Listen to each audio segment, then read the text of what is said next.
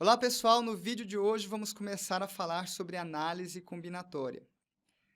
Como é um tema com muitos detalhes, então eu vou quebrá-lo em partes e em cada aula veremos uma das partes para facilitar a compreensão. E hoje a gente vai tratar de princípio aditivo e princípio multiplicativo. Então vamos lá. Vou começar com o seguinte exemplo. Considere um guia turístico que deseja colocar 3 pessoas em fila indiana. Por quê? Porque eles vão percorrer uma trilha. E a pergunta é de quantas maneiras é possível formar a fila. De novo, de quantas maneiras é possível formar a fila. Então, em análise combinatória, a pergunta é sempre essa, de quantos modos eu posso fazer alguma coisa. Então, no fundo, é um problema de contagem. Eu quero contar de quantas formas se pode executar um processo, uma tarefa, etc. Sempre que eu estou diante de um problema de contagem, eu poderia simplesmente listar todas as possibilidades e contar uma por uma. É isso que a gente vai fazer nesse exemplo aqui. Então, são 3 pessoas, eu quero colocá-las em fila. Vou chamar as pessoas de A, B e C, tudo bem? Então, vamos listar todas as possibilidades. Eu posso ter uma fila com A em primeiro, depois o B e depois o C, ou A, depois C, depois B, ACB, ou BAC, ou BCA, ou CAB, ou CBA. Então, existem 6 filas possíveis. O que eu fiz? Eu listei todas elas e contei. Então, em tese, todas as questões de análise combinatória poderiam ser resolvidas dessa maneira. Então, nossa resposta aqui, 6. O que eu fiz? Listei todas as filas possíveis e contei. Portanto, é possível formar a fila de 6 formas possíveis. Qual que é o problema aqui? O problema é o seguinte. Imagine que, em vez de 3 pessoas, fossem 30.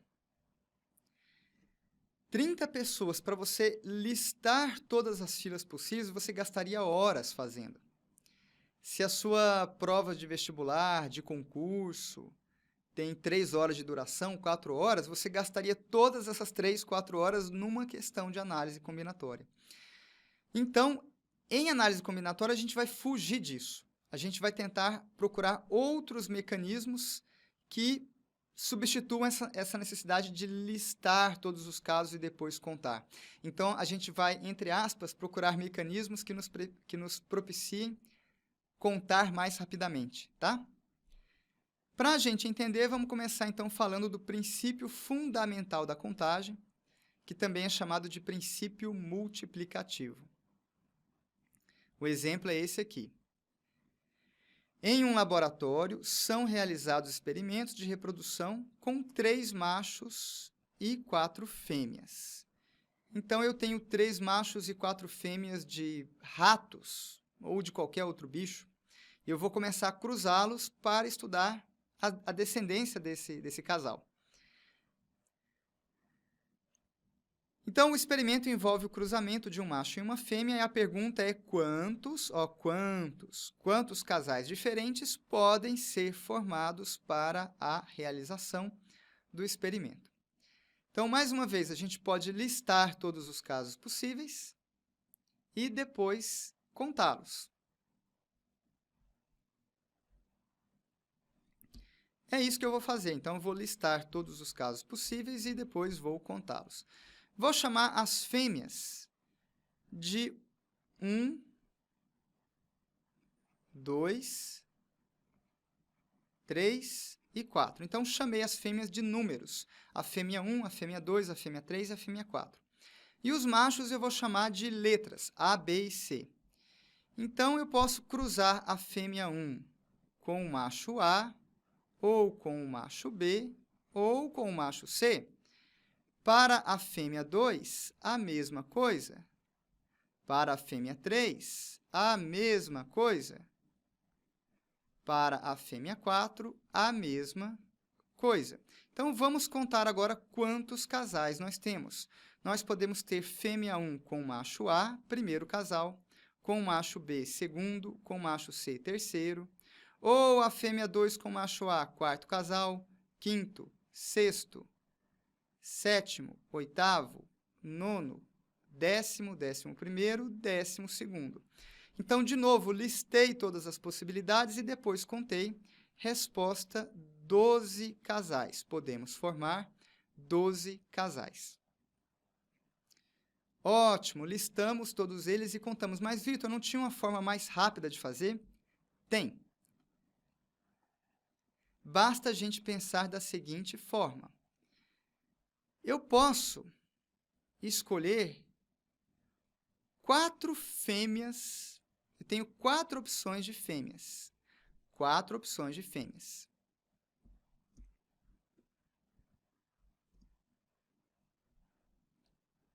Eu tenho 4 opções de fêmeas.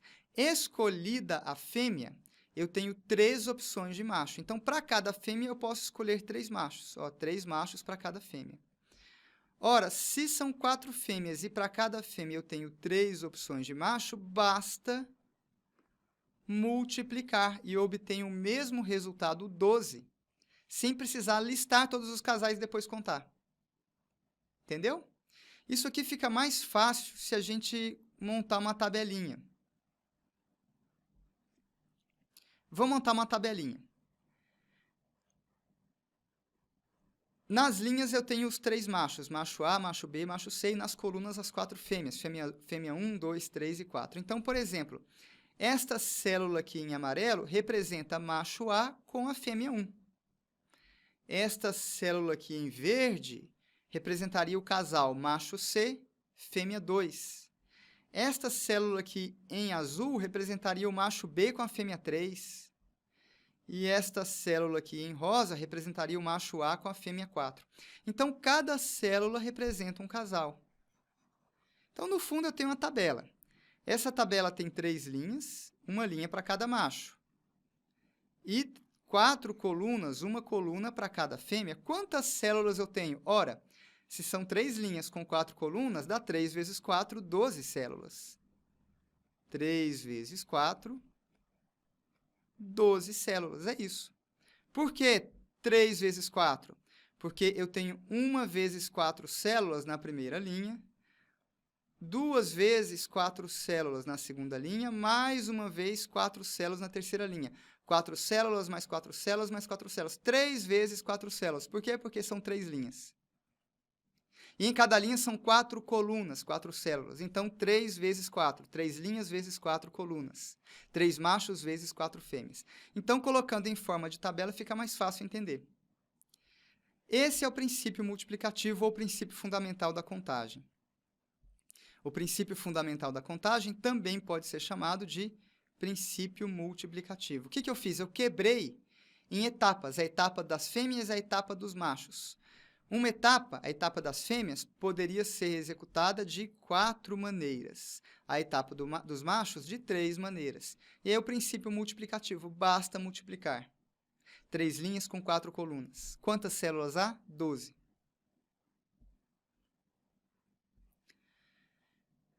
Então, o enunciado do princípio fundamental da contagem é este aqui. O princípio fundamental da contagem nos diz que quando uma tarefa puder ser dividida em N etapas, e cada etapa puder ser realizada de MI maneiras diferentes, com I variando de 1 até N, o número de maneiras pelas quais podemos concluir a tarefa é igual ao produto M1 vezes M2, vezes M3, M4, M5, até chegar em MN. Aí você fala assim, Vitor, esse negócio aí é complicado, eu não entendi nada desse fraseado. Então, vamos voltar para o nosso exemplo. A gente dividiu o processo de formação do casal em etapas. Na primeira etapa, a gente vai escolher a fêmea. Na segunda etapa, a gente vai escolher o macho. De quantas formas eu posso executar a primeira etapa? 4 formas. Por quê? Porque existem 4 fêmeas ao nosso dispor. E a segunda etapa, de quantas formas eu posso executar? Eu posso executar de 3 formas diferentes. Por que 3? Porque existem 3 machos à nossa disposição. Então eu posso executar a primeira tarefa de 4 formas, a segunda tarefa de 3 formas. O princípio fundamental da contagem me diz que basta multiplicar 4 vezes 3, 12 casais diferentes. Vitor, e se eu quisesse trocar? E se eu quisesse escolher primeiro o macho e depois a fêmea? Tanto faz. Se eu quisesse escolher primeiro o macho e depois a fêmea, então a primeira etapa seria executada de 3 maneiras, a segunda etapa de 4 maneiras. Eu ficaria agora com 3 vezes 4, que daria 12 do mesmo jeito. Por quê? Porque, no fundo, é princípio multiplicativo. Estamos diante, então, de uma multiplicação. E, na multiplicação, a ordem dos fatores não altera o produto. 3 vezes 4 ou 4 vezes 3 dá 12 do mesmo jeito.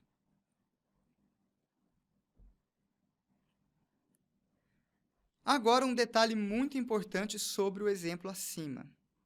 Observe que etapas diferentes estão relacionadas a conjuntos diferentes. Etapas diferentes, conjuntos diferentes. Vamos lá ver como é que isso foi, como é que isso aconteceu?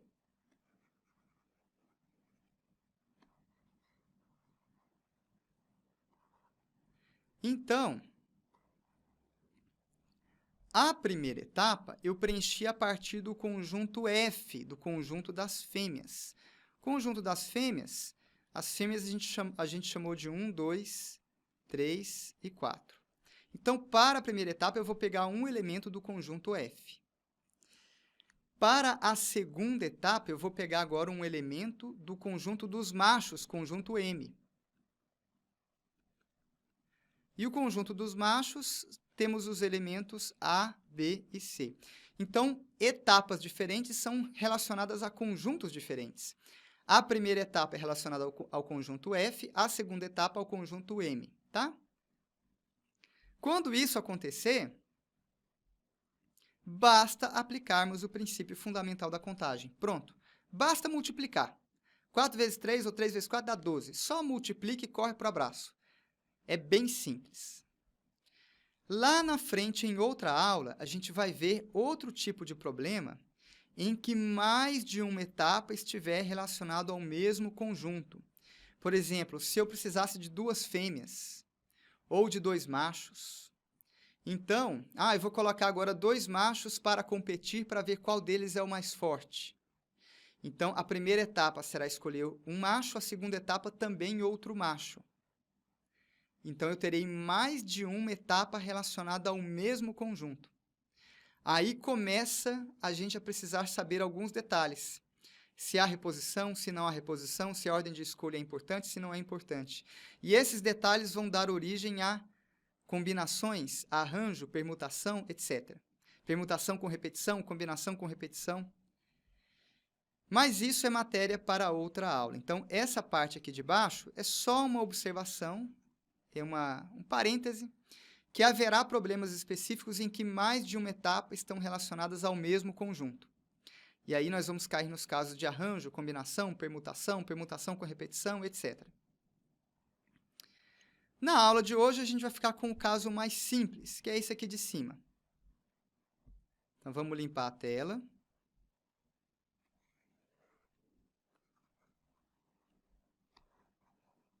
Na aula de hoje, vamos ficar com esse caso simples aqui de cima, ó. Etapas diferentes relacionadas a conjuntos diferentes. Aí não tem erro, aplica o princípio fundamental da contagem e corre para o abraço, tá bom?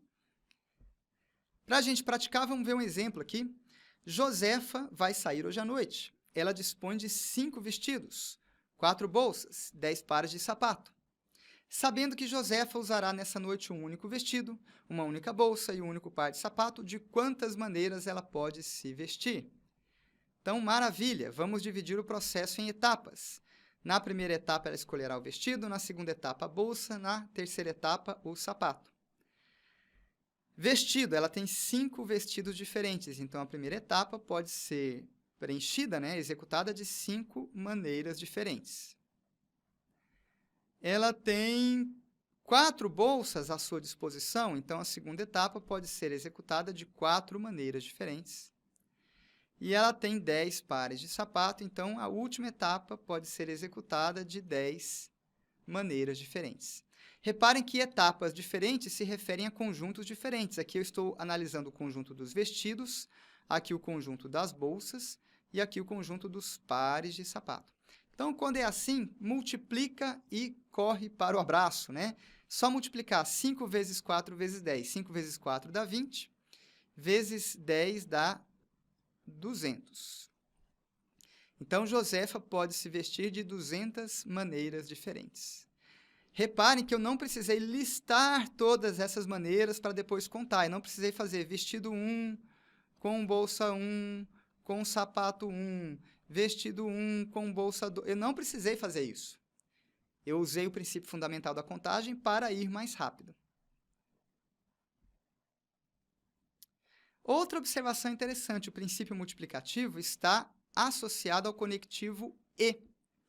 Então, no exemplo lá do macho e da fêmea, a gente queria formar um casal, certo? Não era um casal? O que é um casal? Como é que eu formo um casal?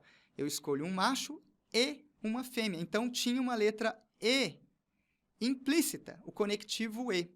Então, sempre que a gente tem um conectivo e, eu quero um macho e uma fêmea. Eu quero uma bolsa e um vestido e um sapato. Sempre que tiver o conectivo e ali implícito ou explícito, nós temos o princípio multiplicativo. Então, o princípio multiplicativo é associado ao conectivo e. Basta multiplicar. Ah, então eu quero um macho e uma fêmea. Sendo que há 3 machos com 4 fêmeas. Princípio multiplicativo, 3 vezes 4 daria 12 casais de novo. Por que eu estou falando isso? Ah, então, antes só vamos repetir o fraseado para deixar claro. Então, esse conectivo e, ele pode estar implícito ou explícito. Então, a pergunta poderia ser assim, ó, de quantas formas podemos escolher um macho e uma fêmea? Então, tá explícito. Ó, o e aqui, ó, explícito. Ou pode estar escondido, pode estar escondidinho, implícito. De quantas formas podemos formar um casal? Ah, aqui dentro tem escondido um e. Por quê? Porque casal é macho e fêmea. Então, o e estaria escondido. Então, só para frisar bem, o e pode estar explícito ou pode estar implícito. Por que eu estou falando isso?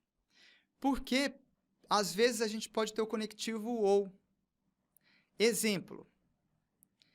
Queremos escolher um destes animais para levar para uma exposição. Vamos ter uma exposição de cachorro. Eu tenho 3 machos e 4 fêmeas. Quero escolher um desses animais para levar para a exposição. Ora, se eu quero escolher um desses animais, é porque pode ser um macho ou uma fêmea. Tanto faz, eu vou escolher só um e tanto faz. Ah, então eu tenho um ou aí implícito. Eu quero um macho ou uma fêmea. Ah, mudou o conectivo agora. Quando muda o conectivo, quando o conectivo é ou, nós temos o princípio aditivo, mais. A gente vai fazer mais. Por quê? Porque se eu tenho 3 machos ao meu dispor e 4 fêmeas ao meu dispor, e tanto faz, eu quero escolher um animal qualquer, quantas possibilidades eu tenho? Ora, ao todo eu tenho 7 animais disponíveis. 3 mais 4, 7. Então, quando eu tenho ou, eu vou fazer mais. Eu tenho 3 machos e 4 fêmeas. Eu quero levar um. Qualquer animal me serve. Quantos animais ao todo eu tenho? 3 machos mais 4 fêmeas, 7 animais. Esse é o princípio aditivo. Então, conectivo e, princípio multiplicativo. Conectivo ou, princípio aditivo. Então, no conectivo ou, no fundo, é como se a gente estivesse preenchendo uma só etapa. Então, por exemplo, eu tenho uma só etapa, é a primeira e única etapa, que é o único animal que eu vou levar para a exposição. E para compor esta etapa, uma só etapa, eu vou congregar, eu vou unir, união. Lembra lá da união de conjuntos? União entre 2 conjuntos, a gente pega elementos que pertencem ao primeiro conjunto ou ao segundo conjunto. A união está relacionada ao conectivo ou também. União, conectivo ou, princípio aditivo. Então, para preencher essa primeira etapa, eu vou unir dois conjuntos, o conjunto das fêmeas com o conjunto dos machos. Tanto faz, eu posso pegar uma fêmea, 1, 2, 3 e 4, ou um macho, A, B e C. Então, eu vou unir os dois conjuntos para compor uma só etapa. União. União lembra ou lembra princípio aditivo. Então, essa única etapa pode ser executada de 7 maneiras diferentes.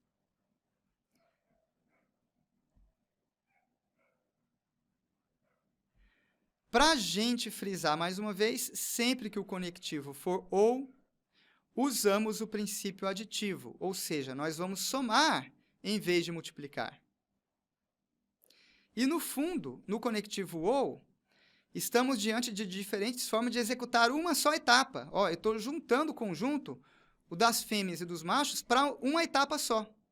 Eu estou unindo conjuntos. Logo, devemos usar o princípio aditivo. Bom, para a gente praticar os dois princípios, o princípio aditivo e o princípio multiplicativo, trouxe esse exemplo aqui. Considere um grupo de amigos formado por 3 americanos, 2 ingleses, 4 brasileiros, 5 portugueses. Letra A. Calcule de quantas maneiras podemos formar subgrupos compostos por uma pessoa de cada país. Então, eu quero uma pessoa de cada país. Então, se eu quero uma pessoa de cada país, eu quero um americano e, olha o E escondido aí, e um inglês, e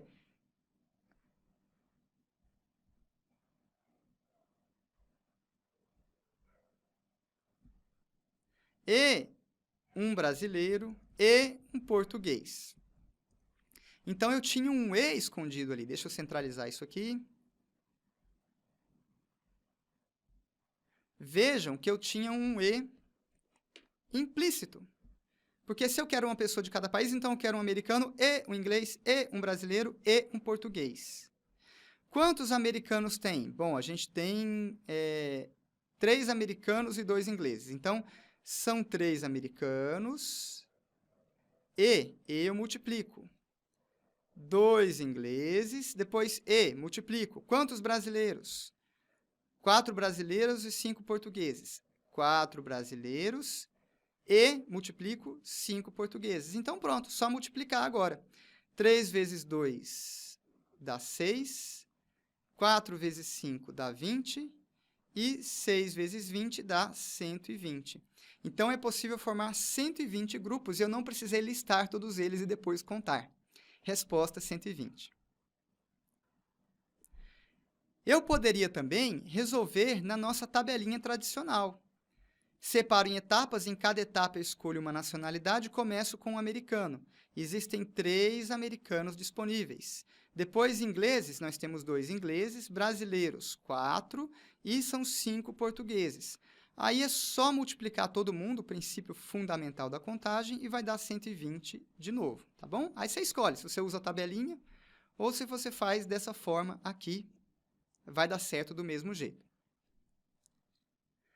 Na letra B, muda de figura. Na letra B, eu quero saber de quantas maneiras podemos formar subgrupos compostos por uma pessoa de país cuja língua mãe é inglês, ou seja, uma pessoa que nativamente fale inglês, e uma pessoa de país cuja língua mãe é português.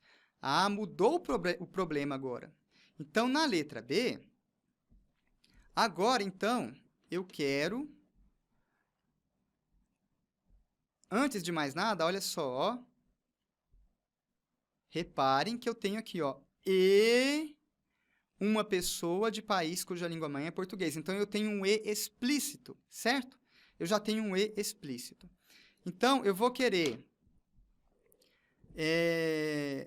nativo de língua inglesa, nativo língua inglesa e, olha o E explícito, nativo língua portuguesa. Ótimo, então eu tenho um E explícito.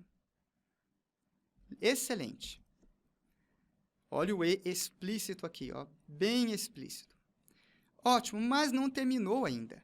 Como é que eu faço para pegar um nativo de língua inglesa? Bom, no universo no qual nós estamos trabalhando, ele só pode ser americano ou inglês. Ah, então para executar essa primeira etapa, eu vou poder jogar com um americano ou um inglês. Olha o ou escondido aí. E para formar um nativo de língua portuguesa, eu posso pegar um brasileiro ou um português. Olha o outro ou escondido aí. Então, tenho dois ous implícitos, um ou aqui e um ou aqui. Vamos formar, então, agora a expressão? Começa com o americano. Nós temos 3 americanos ou mais, princípio aditivo. Inglês, nós temos 2 ingleses. Pronto, terminei a primeira etapa. Vamos para a segunda etapa. E, aí eu multiplico. Brasileiro, nós temos 4 brasileiros ou é mais. Portugueses são 5. Ó, montei a minha expressão. Agora é só fazer conta. 3 mais 2 dá 5. 5 mais 4 dá 9. E 5 vezes 9, 45. Certo? Pronto. Chegamos à resposta 45 sem precisar listar todos os subgrupos, subconjuntos. Posso também ir para a nossa tabelinha tradicional. Na primeira etapa, eu quero um inglês ou um americano. Então, aqui eu vou juntar, eu vou unir, né? Tem um ou. Ou é união. Eu vou unir 2 conjuntos, o conjunto dos americanos e o conjunto dos ingleses. Eu vou unir esses 2 conjuntos. O primeiro conjunto tem 3 elementos, o segundo conjunto tem 2. Como eu estou unindo, 3 mais 2 dá 5 elementos. E para a etapa seguinte, eu vou unir outros 2 conjuntos, ou de novo. Eu vou unir o conjunto dos portugueses, que tinha 5 elementos, com o conjunto dos brasileiros, que tinha 4 elementos, e 5 mais 4 dá 9. E aí basta multiplicar 5 vezes 9, 45. Então, de novo, olha mais uma vez, ó, sempre que eu tenho o ou, é porque eu estou unindo, ou lembra união, estou unindo mais de um conjunto para preencher uma única etapa. E sempre que eu tenho um e, é porque eu estou indo para a próxima etapa. É isso.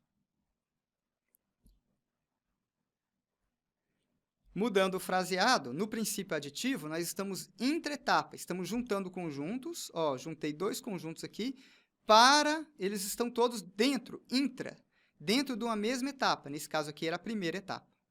Então, o princípio aditivo ele é intra-etapa. Com ele, juntamos vários conjuntos, fazemos a união, conectivo ou, para preencher uma única etapa. Em seguida, usamos o princípio multiplicativo para multiplicar as quantidades de cada etapa. Então, é isso mais uma vez. Vimos hoje princípio aditivo, princípio multiplicativo. O princípio aditivo é ligado ao conectivo ou. O princípio multiplicativo é ligado ao conectivo e. E estes 2 princípios, eles são a base de toda a análise combinatória. Entendendo bem isso que a gente falou aqui, você entenderá facilmente os demais tipos de problema. Arranjo, combinação, permutação. Por quê?